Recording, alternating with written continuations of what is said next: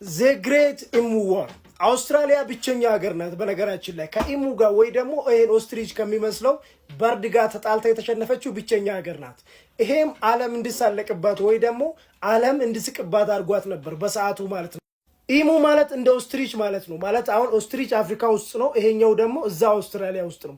ሰው አንድ አይነት የሆነ ዝርያ ነው ያላቸው ግን ኦስትሪች ወይ ደግሞ ሰጎን በጣም ይበልጣል ማለት ነው። ከዛ ሰው ከነዚህ ጋር ተዋግቶ ነው የአውስትራሊያ ሙሉ አርሚ ወይ ደግሞ ሙሉ ወታደሩ ከነዚህ ጋር ተዋግቶ በእነዚህ ተሸነፉ ማለት ነው። ታሪኩን ልንገራችሁ። ጊዜውን በ1930 ነበር እና እነዚህ 20 ሺህ የሚሆኑ ኢሞዎች ቀጥታ ይመጣሉ ማለት ነው። ወዴት? ወደ አውስትራሊያ ገበሬዎች ማሳ ማለት ነው። እና አስቡት 20 ሺህ የሚሆኑት አንዱ ደግሞ የሚበላው በጣም ትልቅ ነው። ምክንያቱም እንደምታዩት ሆዳቸው በጣም ትልቅ ነው። ሰው 20 ሺህ የሚሆኑት አስቡ በጣም ብዙ ናቸው። እና ገበሬዎች ይሄ ነገር በጣም ችግር ይሆንባቸዋል ማለት ነው። በዛ ጊዜ ደግሞ የምግብ ችግር ነበር። ምክንያቱም ግሬት ዲፕሬሽን እንዳለፈ ነው ይሄ ነገር ሀፕን ያደረግባቸው ማለት ነው። እና ሰዎች ምግብ ይቸገሩ ነበር። ሰው ይሄ ነገር ይመጣባቸዋል ማለት ነው። ሰው ገበሬዎቹ እነዚህን ኢሞዎች ለማባረር ይሞክራሉ ማለት ነው። ግን እንኳን በነሱ በሌላም አይቻሉ ማለት ጭራሽ ዞር አይሉላቸውም ማለት ነው። እና ቀጥታ ለመንግስት ይሄን ጉዳይ ያሳውቃሉ ማለት ነው። መንግስትም ይሄን ነገር ሲሰማ በጣም ደስተኛ ነበር ማለት ነው። ደስተኛ የሆነበት ትልቅዬ ምክንያት ደግሞ እነዚህ ኢሞዎች በሰዓቱ ሲያስቸግሩት የነበረው በዌስተርን አውስትራሊያ በኩል ነው። ዌስተርን አውስትራሊያዎች ደግሞ ከኖርማል አውስትራሊያ መገንጠል ይፈልጋሉ ወይ ደግሞ ለብቻቸው አገር መሆን ይፈልጉ ነበር። ሰው መንግስቱም ይሄን ጉዳይ ሲሰማ አሁን ነው እኛ ምን ያህል ጠንካራ እንደሆነ ማወቅ ያለባቸውና እኛን የሚፈልጉበት ታይም ደርሷል። ሰው በቀላሉ ይሄን ነገር እናስወግድላችኋለን ይልና እንዳለ ኮማንዶችና ጄኔራሎች ይጠራሉ ማለት ነው። ወዴት ለመላክ? ወደ እነዚህ ኢሞዎች ቦታ ለመላክ ማለት ነው። እነዚህ ኮማንዶችና ጄኔራሎችም ትእዛዝ ከተቀበሉ በኋላ ቀጥታ ሄዱት ወደ ዌስተርን ነበር ማለት ነው። ግን ነገርየው እንደሱ እንዳሰቡት አልነበረም። ምክንያቱም እነዚህ ኢሞዎች በጣም ፈጣን ናቸው ከሚባለው በላይ ማለት ነው። ሰው እነሱ ይህም መሳሪያ ሲተኩሱባቸው የሚገሉት ከ20 ሺው አንድ ነበር ወይ ደግሞ ሁለት ነበር የሚገሉት ማለት ነው።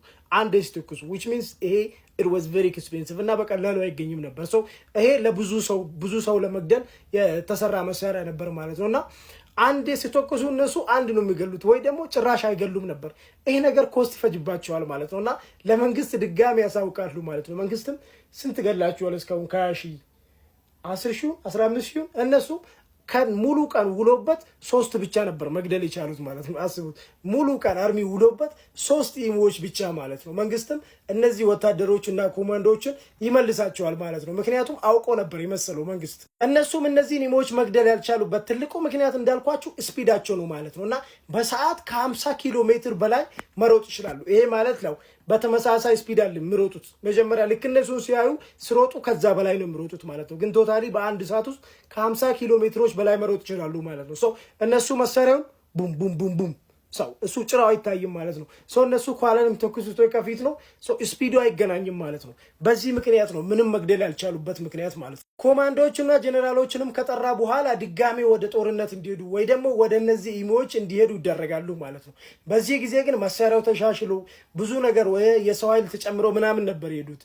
ግን ምንም ለውጥ አልነበረ። መሳሪያው ተኩሱት የነበረው አየር ላይ ነበር እንዳልኳችሁ ስፒዱ በጣም አይ ስለነበረ ማለት ነውና በዚህ ጊዜ 15 ኢሞዎችን ብቻ ይገላሉ ማለት ነው። መንግስት ይሄ ነገር ሪፖርት ሲሰማ ፑሽ ማድረግ እንዳለባቸው ወይ ደግሞ ድጋሜ ከነዚህ ጋር ጦርነት መቅጠም እንዳለባቸው ለነዚህ ትእዛዝ ያስተላልፍላቸዋል ማለት ነው።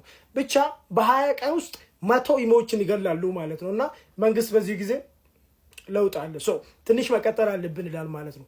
ወር ይፈጅባቸዋል። ምንም ነገር ከዛ ማለፍ አልቻለም እና 1200 ኢሞዎች ብቻ ይገላሉ ማለት ነው በዚህ ወር ውስጥ። ግን ያለቀው የመሳሪያ ብዛት በጣም ብዙ ነው ማለት ነው። እና መንግስት ክሳራ ውስጥ እንደገባ በዚህ ሰዓት ይረዳል ማለት ነው። የአውስትራሊያ መንግስትም ከብዙ ሙከራ በኋላ እጅ ይሰጣል ማለት ነው። እና ፋይናሊ መፍትሄ ብሎ ያቀረቡት ነገር ፌንስ ማጠር ወይ ደግሞ አጥር ማጠር ነበር። ኤቭሪ ገበሬ በየቦታው ማለት ነው በየማሳው አጥር እንዲያጥርና እነዚህን እንዲከላከላቸው ነበር የተደረገው ማለት ነው። እና ያ ህጋቸው ደግሞ ሰርቶላቸው ነበር።